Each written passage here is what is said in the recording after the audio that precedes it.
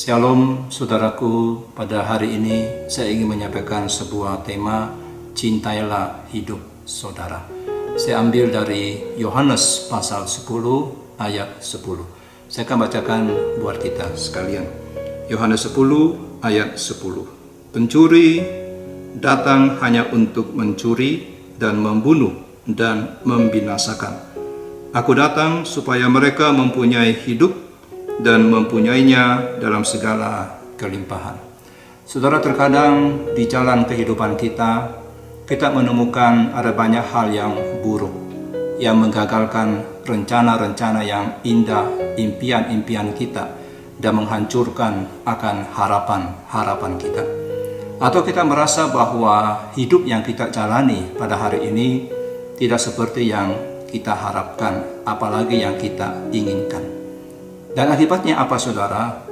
Kita merasa tidak bahagia, kita merasa tidak puas, usaha kita mungkin hancur, keluarga kita juga rusak, dan banyak masalah-masalah hidup yang kita alami yang bertubi-tubi menimpa kita.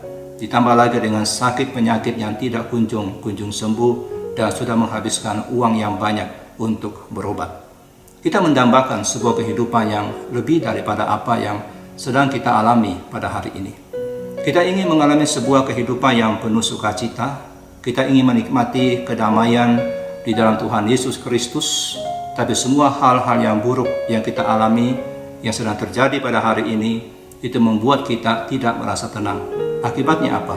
Kita membenci hidup kita. Kita benci hidup kita. Yohanes 10 ayat 10 mengingatkan kita akan hal ini. Dikatakan dalam bagian A, pencuri datang hanya untuk mencuri dan membunuh dan membinasakan. Sudah membunuh dan membinasakan ini tidak harus secara fisik, tapi juga dapat terjadi secara mental, secara emosional, dan secara spiritual. Jadi musuh ini ingin kita putus asa. Musuh ini ingin kita membenci hidup kita.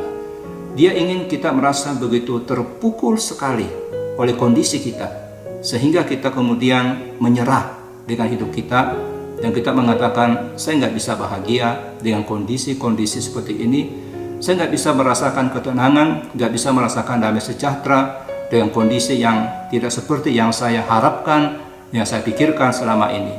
Nah, tentu saja musuh yang menyuntikkan ini dalam pikiran-pikiran kita, dalam hati kita untuk membenci hidup kita adalah bapa segala dusta, yakni iblis.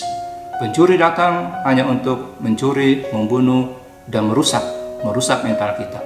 Tapi di bagian kedua, dari Yohanes 10 ayat 10 ini, Tuhan Yesus menyatakan, aku datang. Tuhan Yesus datang. Supaya apa? Supaya mereka mempunyai hidup dan mempunyainya dalam segala kelimpahan. Jadi, Kristus datang ke bumi ini, ke dunia ini, supaya kita bukan hanya punya kehidupan, tapi juga dimampukan untuk memilih menjalani kehidupan yang berkelimpahan, terlepas daripada keinginan si pencuri atau iblis tadi. Tuhan Yesus berkata, aku datang agar mereka mempunyai hidup dan memilikinya di dalam segala kelimpahan. Atau terjemahan lain mengatakan seperti ini, aku datang agar kamu memiliki hidup di dalam segala kepenuhannya. Nah, saudara, di sini kita melihat kontras yang mencolok sekali antara penghancur kebahagiaan, yaitu iblis, dan pemberi kegembiraan, pemberi sukacita, yaitu Tuhan Yesus.